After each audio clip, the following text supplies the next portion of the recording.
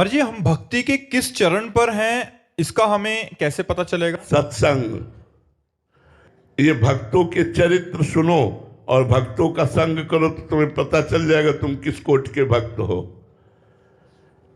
क्योंकि भक्तों के जब चरित्र सुनोगे तो उसमें भक्तों के लक्षण है, और भक्तों का जब संग करोगे तो उनकी दिनचर्या देखोगे तो आपको खुद पता चल जाएगा आप किस कोट के भक्त हैं। भक्तों का संग ही हमारे हृदय में भक्ति का अनुभव कराता है, भक्ति को बढ़ाता है और भगवान से मिला देता है। भक्ति स्वतंत्र सकल सुख खानी और बिनु सत्संग न पावे प्राणी। बिना साधु संग के इस प्रेम लक्षणा भक्ति का प्रादुर्भाव नहीं होता। भी आपने सुना तो साधु संग से ही आपको पता चलेगा कि आपके हृदय में भक्ति किस कोटि की है। गोविंद सिंह जी कन्नौज से। राधे राधे महाराज जी। महाराज जी, अपने आंतरिक स्वरूप को कैसे पहचाने? पहले बाह्य स्वरूप का विस्मरण करो तब आंतरिक स्वरूप का स्मरण होगा।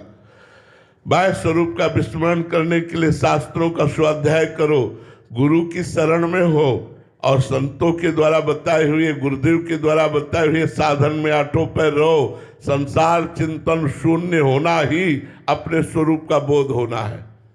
संसार का चिंतन छोड़ो। देखो कितना संसार का चिंतन करते हो, रात दिन संसार का चिंतन करते हो। भगवान का चिंतन कितना करते हो? जितना संसार का चिंतन छोड़ोगे, ये शरीर, स्थूल, सूक्ष्म कारण तीनों संसार ही हैं। जब स्थूल, सूक्ष्म कारण तीनों शरीरों का विस्मरण हो जाए और एकमात्र भगवान का स्मरण हो तो आपको अपने स्वरूप का बोध हो जाएगा। क्योंकि सच्चे स्वरूप का बोध तो भगवान के कराने से होता है। सोई जानई जेहि देहु जनाई और जानत तुम्हें तुम्हें हो जाए।